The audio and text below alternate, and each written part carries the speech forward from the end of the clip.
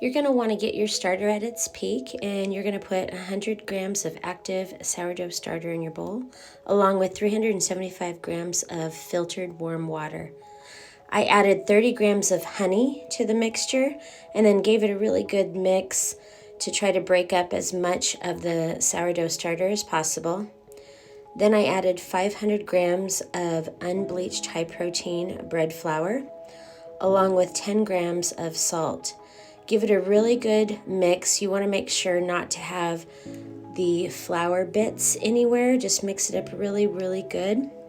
And then I like to take a scraper and scrape down all the sides just to make sure that it keeps everything really nice and orderly in the bowl.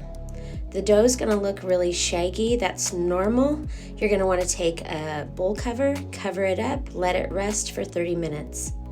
Come back to it. You're going to do your first stretch and folds, and you want to do a quarter turn. So you're doing stretch and folds 4 times all the way around. Again, cleaning it up, looking really nice and orderly in the bowl. I like it like that. Cover it with the cover again, 30 more minutes to rest. This is our second folds, but this time I'm going to do a coil fold. Again, you're going to do a quarter turn each around the bowl, so 4 times, and then scrape the sides. Cover the bowl, rest for 30 minutes. We're going back in for our third fold, and again doing and repeating the exact same thing as before, covering it for 30 minutes.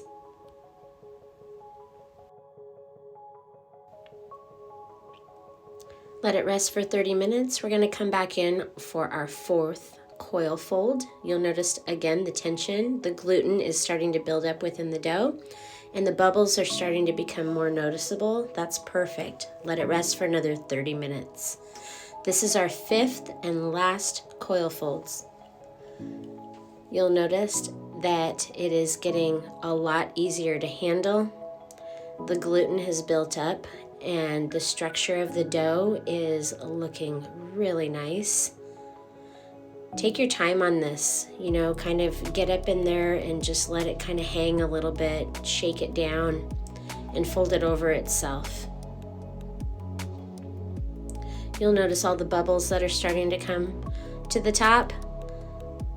That's when you know you're building a really good dough. I like to kind of put it in a ball on the last coil folds, and I'm going to scrape down the sides if there's anything on the sides, and I'm going to do a bulk fermentation on the counter for 8 to 12 hours. The next morning, you're going to want to preheat your oven to 425 degrees and take 1 to 2 apples and cut them up into small bits. These are going to be topped on top of your apple fritter. Focaccia bread, delicious. I like to use Granny Smith's because they're a little sour and tart. You're going to want to take your butter, 1 stick of butter, get it melted, put a tiny bit of it into your pan just so that the dough doesn't stick to it. Set that pan aside. Get your bulk fermented dough out from the night before, and you should be able to just kind of tap it like that for it to be able to pour right out of the bowl. That means it's ready. If you over bulk ferment, no worries. It's very forgiving. So just spread it out a little bit. Make sure that there's butter on both sides of it. Give it a good spread and add the dimples to it.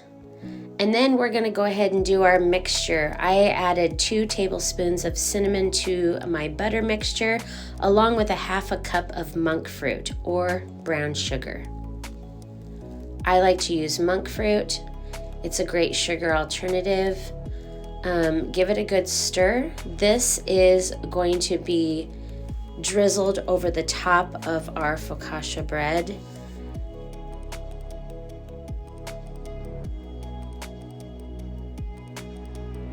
You want to make sure that when you're putting it on the dough that you spread it out evenly so that every bite gets this amazing mixture of goodness. So just give it a good spread.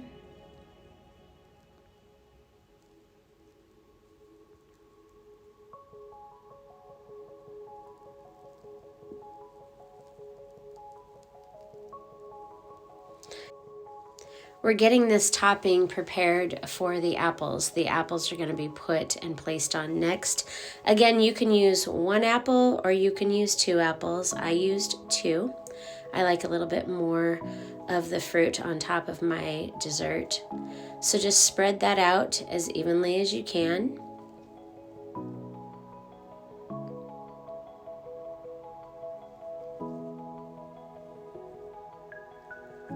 And then we're going to take our fingers and we're going to do a little dimpling.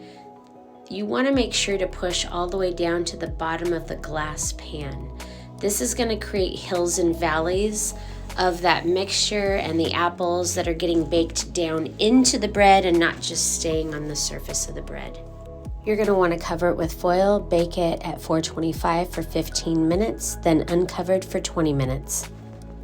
We're going to make our glaze off to the side with 1 cup of powdered sugar, 1 teaspoon of vanilla extract, 1 tablespoon of milk, and a pinch of salt. You're going to want to mix that really well together. And this is what we're going to drizzle over the top of this delicious apple fritter focaccia bread. Look at that. I'm not kidding when I say that this apple fritter focaccia bread tastes just like an apple fritter donut. You're gonna love it.